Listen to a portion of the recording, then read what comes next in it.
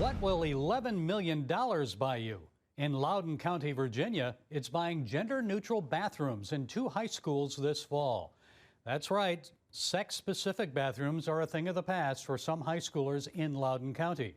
Our next guest says parents should be alarmed. Juliana Sweeny is a Young Voices commentator and a Loudoun County teacher. Okay, Juliana, why should parents be alarmed about these gender-neutral bathrooms?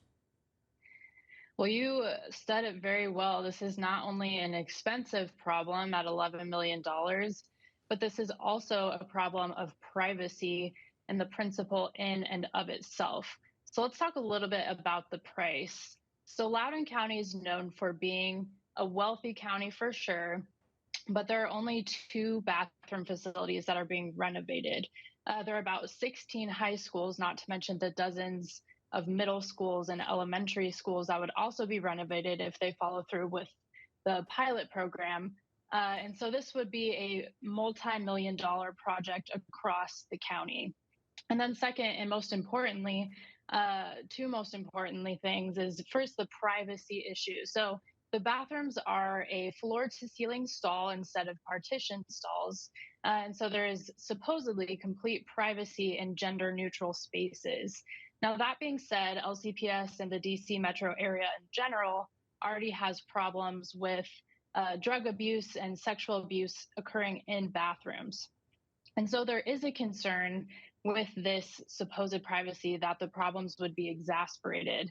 And then finally is the principle in and of itself. We continue to get rid of women's spaces at the expense of their safety. In some cases, there are 13 and 14-year-old girls who would be sharing bathrooms with 18, 19, and perhaps even 20-year-old men. And so this is at a steep cost, not only the price, but also for the student safety. How about gyms and locker rooms, Juliana? The same policy there? Yeah, it looks like the high schools are also eventually going to implement the same policies with the locker rooms. That being said, we do have a great governor in Virginia who is looking out for parental rights and also the privacy rights for girls, but I do worry that the policies will continue to be implemented in the locker rooms and other spaces as well.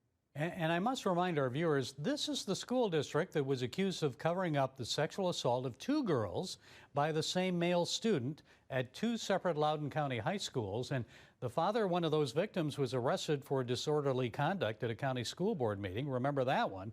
So, Juliana, didn't the school district want to make a fresh start?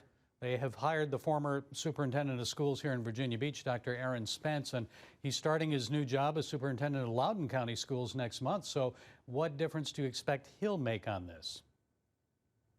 You know, it's hard to say because the head of schools have not spoken out on this issue. They've just continued to say we are going to follow through with this policy, even though parents are speaking out against the bathroom policies and the construction of the high schools. But we're not sure what it's going to look like after this school year. So the pilot program is being constructed in those 2 high schools, as you mentioned, and will open, it looks like, in the fall or the winter. And the county continues to say that they're going to follow through with their plans. So it's full steam ahead. So what should be done then? Might more parents risk being labeled terrorists for expressing their concerns at school board meetings?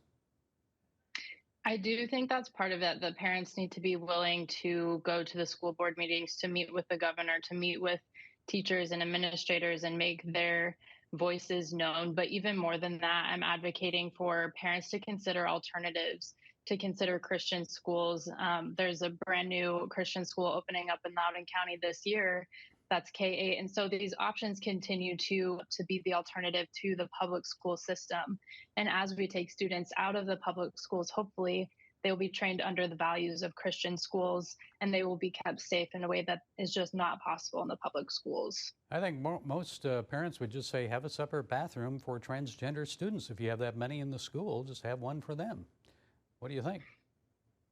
Yeah, I agree. And the funny thing is they already have separate spaces for transgender students, but that has also come at the expense of staff and teachers not having their own separate bathrooms, or not as many separate bathrooms. And so it seems that they are kneeling to the transgender students, the minority, at least for now, a small minority, again, at the expense of student safety. Okay, we'll see where all this leads. Loudoun County School, Virginia's school teacher, Young Voices commentator Juliana Sweeny. Thank you, Juliana, for sharing your insights. We appreciate it. Thank you.